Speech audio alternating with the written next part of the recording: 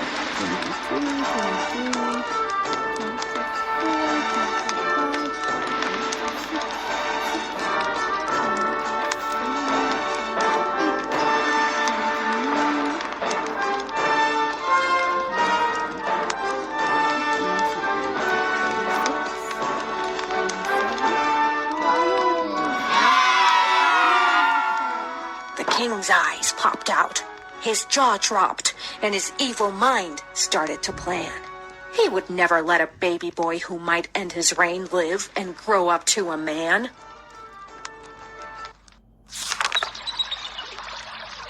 When Waraka heard the news, she grew as terrified as any mom can be, for Namrud's soldiers were inspecting every pregnant Beni Israelite woman and baby.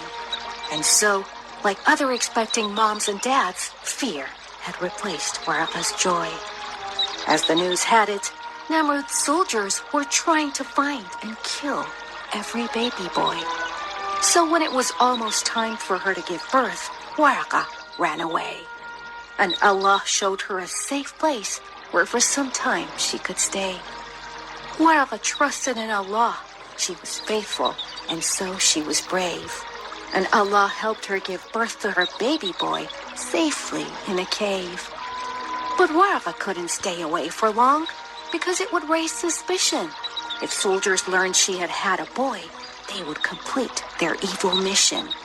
So leaving her baby boy hidden in the cave was the best thing Waraka could do.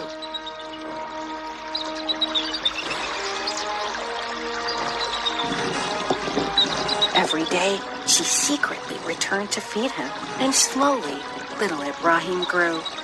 By the time Ibrahim was old enough and in the city could safely stay, his uncle Azar had become his guardian as his father had passed away. It could have been wonderful to have a wise and loving uncle, but unfortunately, Ibrahim's uncle was a maker and worshiper of idols. Every day, he bowed down to statues that he had made and given a name. And what was worse was that he tried to make young Ibrahim do the same. But Ibrahim wouldn't obey his uncle in this, for he was a worshiper of God. And in his religion, worshiping anyone but the Creator was not allowed. He cared for the people in his town too, and for them he was concerned, for they gave away to lifeless and useless idols much of what they had earned. So he decided to send a message that can be heard by every woman and man to get them to think and then perhaps be guided. Ibrahim made a clever plan.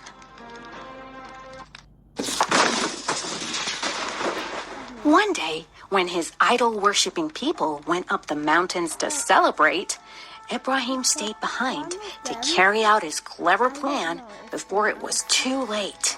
He took an axe to the temple with idols and broke and smashed every single one.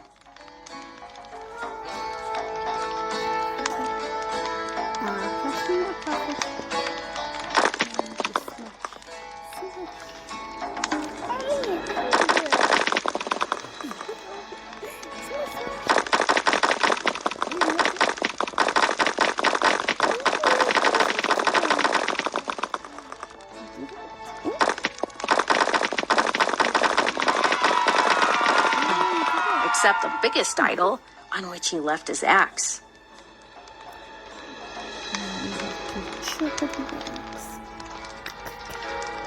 And then his job was done. Now there was nothing left to do for Ibrahim but to go back home and wait for when the people would see the scene and the outrage it would surely create. Go back home now. This is not his home. When the people returned from the festival and saw the idol temple, they became furious.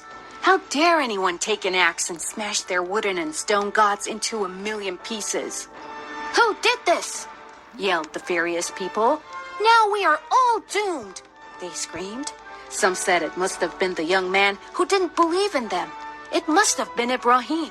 So they rushed to drag Ibrahim out of his home, carrying their sticks and rods.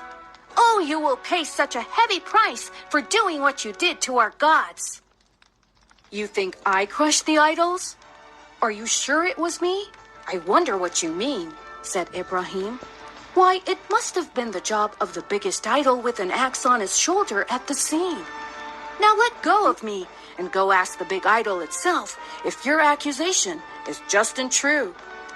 They were taken by surprise and said, You know talking is not something our gods can do. So Ibrahim eyed them with the most scornful eyes and let the understanding sink in. And he said, You've been worshipping these speechless and powerless idols? What were you thinking? The people were struck and had nothing to say back. Their king had an evil plan. He would make a huge fire and then he would throw in this daring young man. Upon the king's order, a fire was made, so big that it would terrify every living creature, except Ibrahim, who knew his God is the most powerful of all, and so he had no fear. He quietly prayed and said things like, Ya Allah, on your mercy and might I depend. Please help me be patient and satisfied with your will, no matter how things may end. For though this fire can instantly turn to ashes the toughest trees and seeds, there is surely no pain greater than the burning caused by one's own evil deeds. Ibrahim was young, and he was alone, yet in his heart he felt strong, for he knew Allah would help him in the end, as he had done nothing wrong.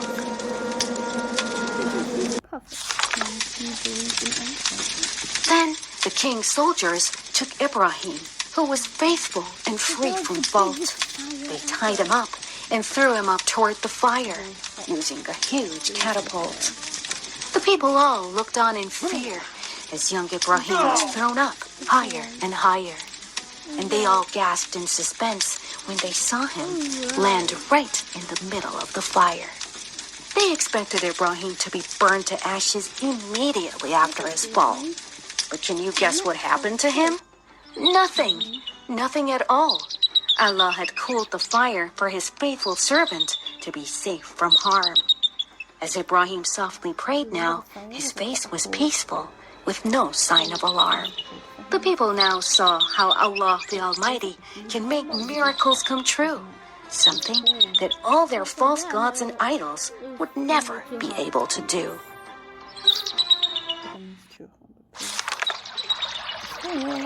Upon seeing this, the king was so mad. His ears were giving off steam. He now understood Ibrahim was the boy who ended his reign in the dream. For people were now gathered around Ibrahim to learn all about his God. And he was preaching religion without any fear, in a calm and clear voice aloud. The people now realized he was a prophet and would be their best guide. Ibrahim told them how boundless God's mercy is, and from him none can hide.